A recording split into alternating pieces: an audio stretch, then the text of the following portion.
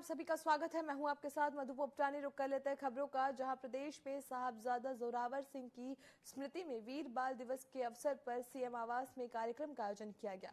इस कार्यक्रम में ऐतिहासिक समागम और सहज पाठ के शुभारंभ के साथ गुरु ग्रंथ साहिब के पावन स्वरूप का आगमन किया गया। इस दौरान deputy CM Brajesh Pathak, cabinet मंत्री स्वतंत्र देव सिंह, राज्य मंत्री बलदेव सिंह औखल सहित कई नेता मौजूद रहे।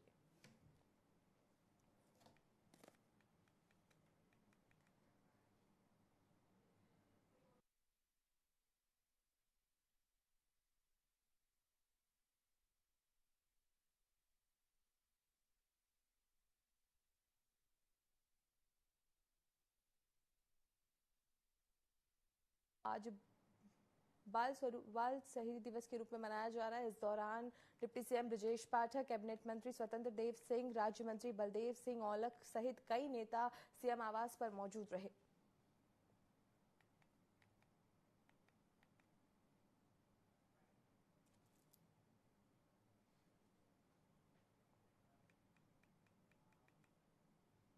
अब बात करते हैं झांसी की, जहां पर एक अनोखी शादी चर्चा का विषय बन गई है। दरअसल प्रेमी जोड़े के परिजनों ने शादी से मना कर दिया तो पुलिसकर्मियों ने थाने में पूरे रीति रिवाज से शादी करवाई। मिली जानकारी के मुताबिक प्रेमी जोड़े का प्रेम प्रसंग पिछले कई सालों से चल रहा था और परिजनों ने ना मानने पर वो पुलिस के पास पहुंचे। पुलिसकर्मियों ने दोनों के परिजनों को थाने बुलाकर समझाने की कोशिश की, लेकिन परिजनों ने मना कर दिया।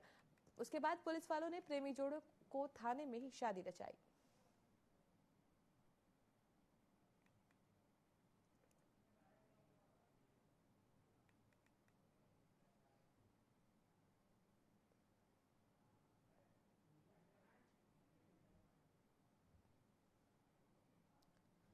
मुजफ्फरनगर से एक हैरान कर देने वाला मामला सामने आया है। यहाँ एक महिला ने जहर खाकर आत्महत्या कर ली। परिजनों ने ससुराल पक्ष पर दहेज की मांग को लेकर जहर देकर मारने का गंभीर आरोप लगाया है। वहीं सूचना पर पहुंची पुलिस ने महिला के शव को पोस्टमार्टम के लिए भेजा है और मामले की गंभीरता को देखते हुए जांच शुरू कर दी है।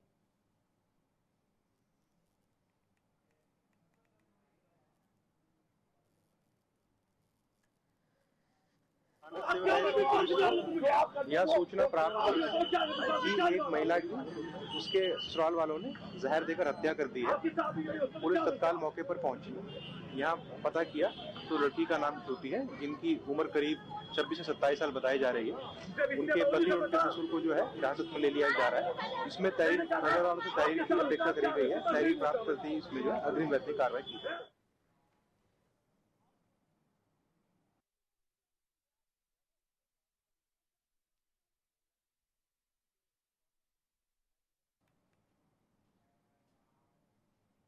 वहीं लखनऊ में पुलिस को बड़ी सफलता हाथ लगी है। 2 अलग-अलग स्थानों पर पुलिस ने बदमाशों को मुठभेड़ के दौरान गिरफ्तार किया है। पहले मुठभेड़ में कृष्णानगर पुलिस ने पूर्व सैनिक के घर फायरिंग और पेट्रोल बम फेंकने वाले बदमाश को गिरफ्तार किया और वहीं दूसरी ओर गोमती नगर पुलिस ने मुठभेड़ में लुटेरे को घायल कर गिरफ्तार करने में सफलता हासिल की।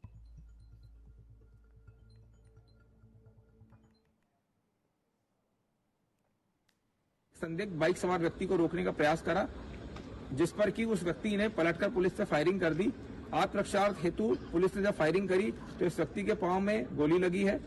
इस व्यक्ति का नाम मोहम्मद शमीम बताया गया है।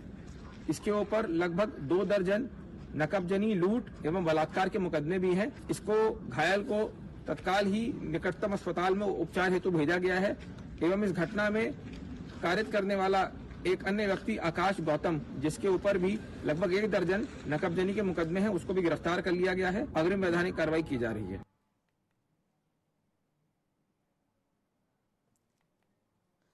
चलिए, इस खबर पर अधिक जानकारी के लिए हम सीधा रुक करते हैं हमारे संवाददाता रोहित रस्तोगी का। जी रोहित, बताएं, पुलिस को 2 अलग-अलग जगहों से बदमाशों से मुठभेड़ के दौरान सफलता हाथ लगी है। पुलिस ने बदमाशों को गिरफ्तार किया है। कृष्णानगर में पुलिस के पूर्व सैनिक के घर पे फायरिंग और पेट्रोल बम फेंकने वाले बदमाश को पुलिस ने गिरफ्तार किया है। वहीं बात करेंगे गोमती नगर की, तो पुलिस ने वहां लुटेरे को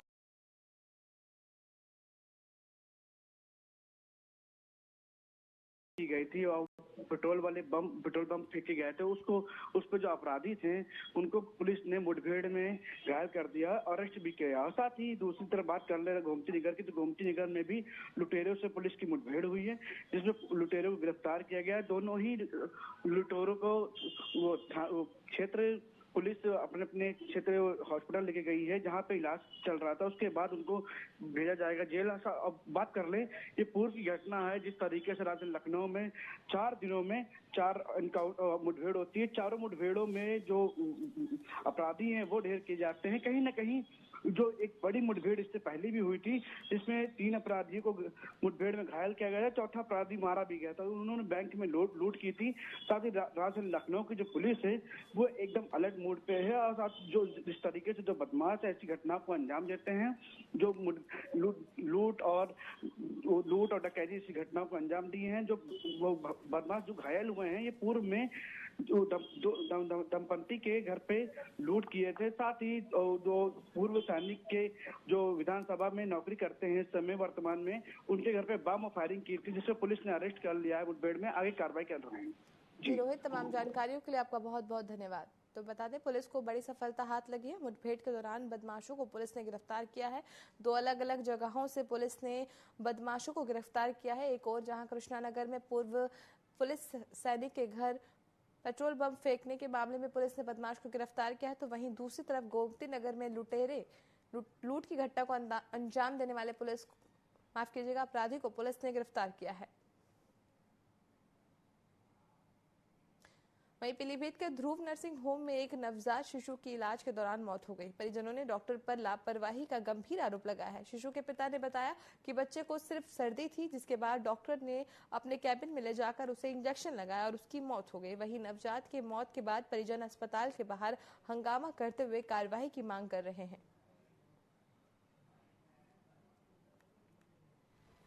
हमारा बच्चा सर्दी हल्की तो दूध पिलता हुआ आया, इनने कहा है कि हम भर्ती करेंगे, तो ये कमरा में ले गए, इनने सुई लगाई और वो खत्म हो गया। तभी हमें दे दिया कि ये हमारे बस की बात नहीं है। हॉस्पिटल में ध्रुव के यहाँ हमारे पास उन्होंने सब वापस ले ली दवाई। बच्चे को सर्दी थी और उन्होंने अंदर जाके इंजेक्शन लगाया, बोला भर्ती करूंगा, तो मैंने कहा भर्ती कर लो। भर्ती करते ही इंजेक्शन लगाया और बच्चा खत्म हो गया। माँ बाप से ले लिया था, बच्चा अंदर नहीं थे, माँ बाप डॉक्टर साहब ने लगाया था। हाँ, डॉक्टर साहब खड़े थे, अब चाहे कंप्यूटर ने लगाया हो चाहे डॉक्टर ने लगाया था। उत्तर प्रदेश सरकार गौ संरक्षण के लिए करोड़ों रुपए खर्च कर रही है, लेकिन गौशालाओं में बदइंतजामी के गायों मर रही हैं। बता दें कि शाहजहांपुर की अमौरा गांव की गौशाला से दिल झंझोर कर रख देने वाली तस्वीरें सामने आई, जहां गायें भूख और प्यास के कारण मर रही हैं और उन्हें खुलेआम गड्ढे में डालकर चील कौवे के लिए छोड़ दिया जाता है। इस बाबत पर जब प्रधान से बात करनी चाहिए तो उसने अपना मोबाइल फोन स्विच ऑफ कर लिया और मिलने से भी मना कर दिया, जिसके बाद तत्काल जिलाधिकारी से मिलकर कार्यवाही और जांच की मांग की गई। वहीं मामले में जिलाधिकारी ने एसडीओ अर्पिता सिंह को जांच के निर्देश दिए हैं। अब इनके लिए जैसे जो आई थी, जब ये बहुत ज्यादा आरी वाले तार से कटी हुई थी, इनके डॉक्टर साहब भी आए थे काट ब्लॉक के। इस गड्ढे में 3 गायें पड़ी हैं, अभी तक इनका कोई बंदोबस्त नहीं किया गया। सुबह से आप चारा डाल के गए हो, अभी तक कोई इसका बंदोबस्त किया गया? दोबारा चारा सर लाए थे और फिर ये गाय दूसरे जगह थी, वो वहाँ से यहाँ शिफ्ट करने के लिए भर के लाए। इस गाय के अवशेष जो है वो कुत्तों ने नोच लिए, क्या इसी तरीके से आप देखभाल करते हैं? नहीं। फिर इसे कुत्ते ने कैसे नोचा? अब जैसे वहाँ चले गए तब तक कुत्ते आ गए होंगे। ये अभी मेरे संज्ञान में लाया गया है, मैं अभी सीडीओ को भेजूंगा और उसकी जांच कराते हैं। जो भी लोग अगर इसमें इस प्रकार की कोई भी स्थिति है, कोई भी दोषी होगा उसके खिलाफ तुरंत सख्त से सख्त कार्रवाई की जाएगी। नहीं, ऐसा है कि हम लोगों ने मंडल स्तर से भी और जिले स्तर से जितने भी हमारी गौशालाएं हैं उनकी कंटिन्यूअस जांच अभी मंडल से भी कराई गई थी जी। उसमें जहाँ जहाँ पे इस प्रकार की कोई भी शिकायत आती है तो उसको हम लोग तुरंत दूर करते हैं, और अगर इस प्रकार की कोई अमानवीय टाइप की बात आएगी तो फिर सख्त से सख्त कार्रवाई भी की जाएगी। मौजूद हूँ, गांठ ब्लॉक में पड़ता है ग्राम पंचायत अमौरा, जहाँ पे देखा जाए स्थायी गौशाला बनाया गया है, जहाँ पे योगी आदित्यनाथ की महकांक्षी योजना में हरा भरा गायों के लिए चारा।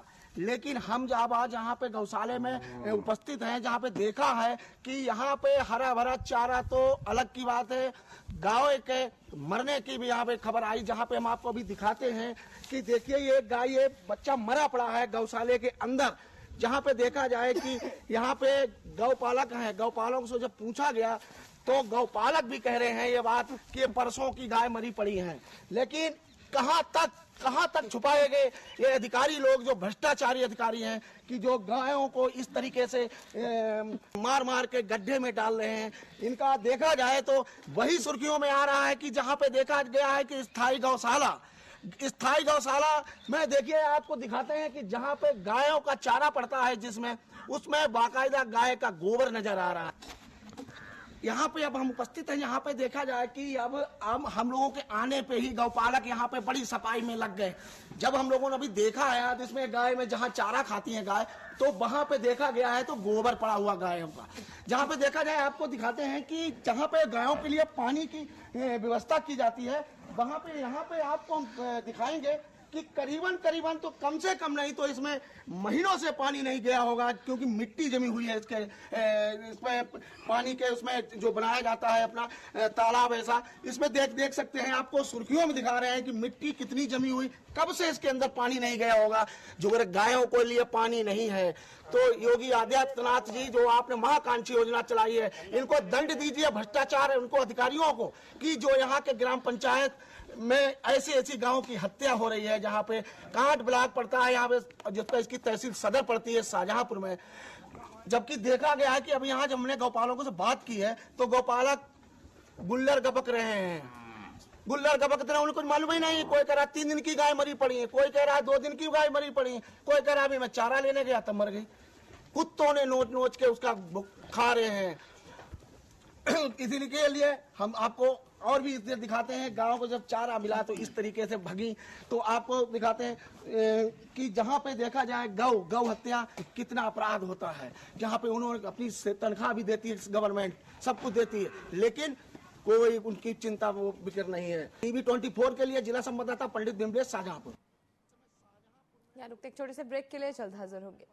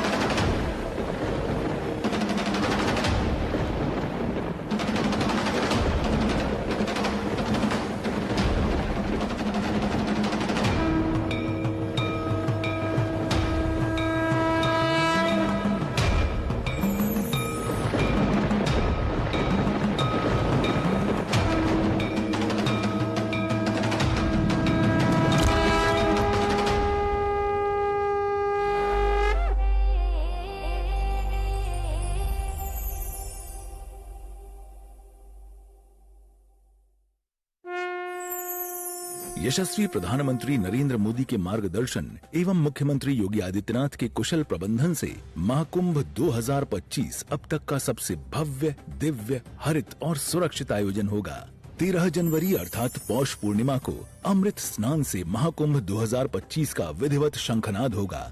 26 फरवरी को महाशिवरात्रि पर अमृत स्नान तक कुल 6 प्रमुख स्नान होंगे। सदियों से चले आ रहे अमृत स्नान में सभी 13 अखाड़े शामिल होंगे। सोने चांदी की पालकी एवं हाथी घोड़े पर सवार साधु संत आध्यात्मिक शक्ति तथा वैभव का प्रदर्शन करते हुए अमृत स्नान करेंगे। मान्यता है कि शुभ मुहूर्त में डुबकी लगाने से अमरता का वरदान मिलता है। पुण्य और अमृतत्व की इसी अभिलाषा को हृदय में समेटे प्रयागराज महाकुंभ में पहुंचने वाले श्रद्धालुओं एवं तीर्थ यात्रियों के स्वागत के लिए तत्पर है महाकुंभ मेला स्थल। जन्म जन्मांतर के पुण्य खिलें, आओ हम महाकुंभ चलें। यशस्वी प्रधानमंत्री नरेंद्र मोदी जी के मार्गदर्शन एवं माननीय मुख्यमंत्री योगी आदित्यनाथ के कुशल नेतृत्व में महाकुंभ 2025 में सनातन पताका लहराने के लिए तैयार है उत्तर प्रदेश। उच्च कोटि के प्रबंधन वाले मानवता के इस अमूर्त धरोहर से साधु संतों के साथ ही कल्पवासी भी पुण्य के भागी बनेंगे।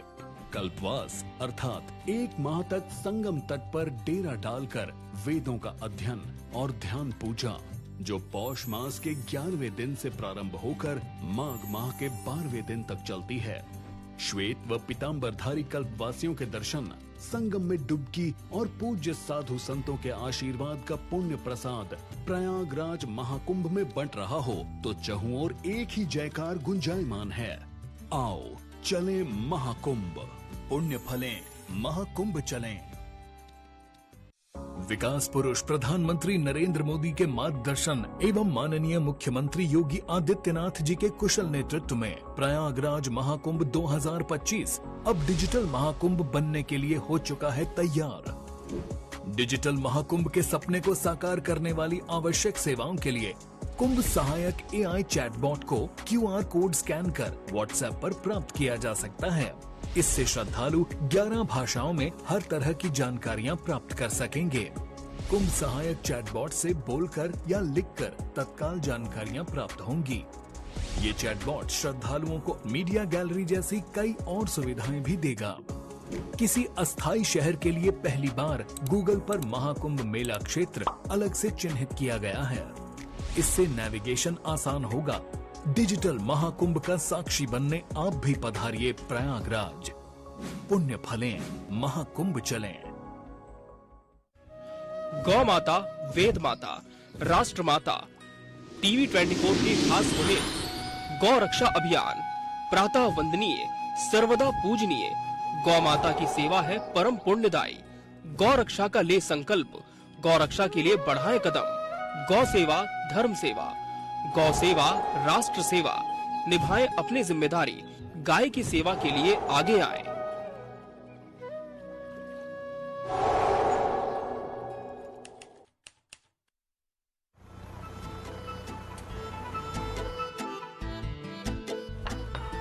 मैं आ गया। बुआ, पॉक्सो एक्ट क्या होता है?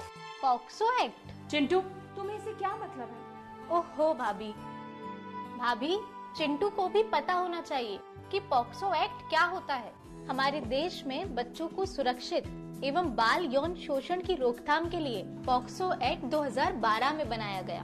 बाल यौन शोषण में कई अन्य बातें भी हैं, जैसे बच्चे को अश्लील पाठ्य सामग्री, चित्र, फोटो या फिल्म दिखाना, या बच्चे का अश्लील वीडियो बनाना, या ऐसी कोई भी हरकत करना जिससे बच्चे को असहज या असुरक्षित महसूस हो। पर मेघा, बच्चे ऐसी बातें माँ बाप से बताते कहाँ हैं? हाँ भाभी, लेकिन हमें बच्चे को जागरूक बनाना पड़ेगा। अक्सर देखा गया है कि बाल यौन शोषण करने वाले अधिकतर लोग बच्चे की जान पहचान या आसपास के ही होते हैं, और बच्चे को चुप रखने के लिए वह उन्हें लालच देते हैं, डराते हैं, धमकाते हैं। और हाँ, आप भी याद रखें, अगर आपके बच्चे के साथ ऐसा कुछ हो तो बिना डरे घबराए चाइल्ड हेल्पलाइन नंबर 1098, विशेष किशोर पुलिस इकाई, स्थानीय पुलिस स्टेशन, डायल 100, बाल कल्याण समिति या जिला बाल संरक्षण इकाई में रिपोर्ट करें। राष्ट्रीय बाल अधिकार संरक्षण आयोग की वेबसाइट ncpcr.gov.in पर भी आप शिकायत दर्ज कर सकते हैं। बाल यौन शोषण एक दंडनीय अपराध है, इसलिए खुद जागरूक बनिए और दूसरों को भी जागरूक बनाइए।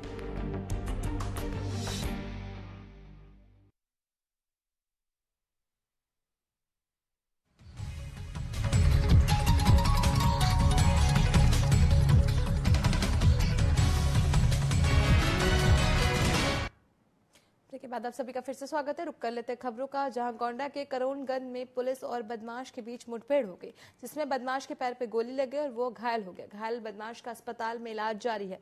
बता दें कि आरोपी के खिलाफ टोपीबाजी के मामले में कई थानों में FIR दर्ज है। वहीं पुलिस ने आरोपी के पास से सोने के जेवरात सहित अवैध असला बरामद किया है।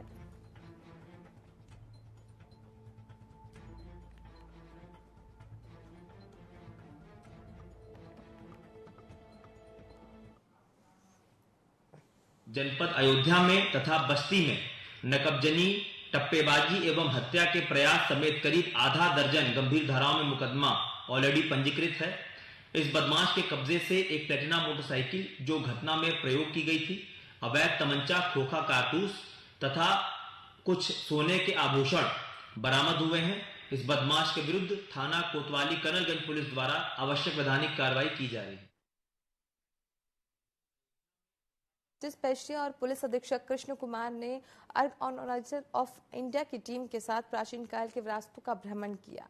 इस दौरान उन्होंने आर्कियोलॉजिकल इंडिया की टीम के साथ भ्रमण किया। इस दौरान उन्होंने फिरोजपुर का किला, थेमनाथ तीर्थ, तोता मैना की कब्र और राजपूत काल की बावाड़ी सहित प्राचीन काल की अन्य विरासतों का निरीक्षण किया।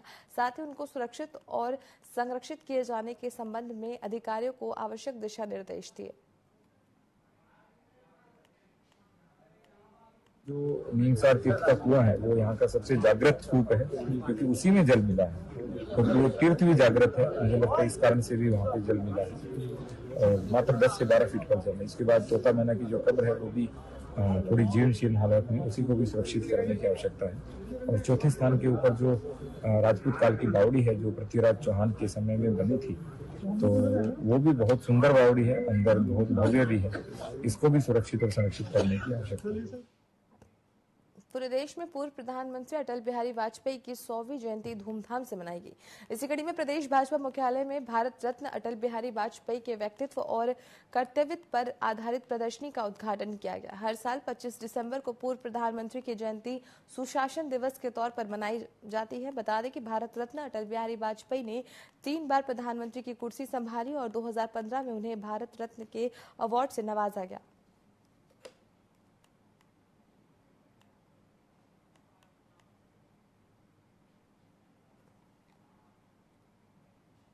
न्यूज अपडेट में फिलहाल के लिए इतना ही। आप बने रहे TV24 के साथ। नमस्कार।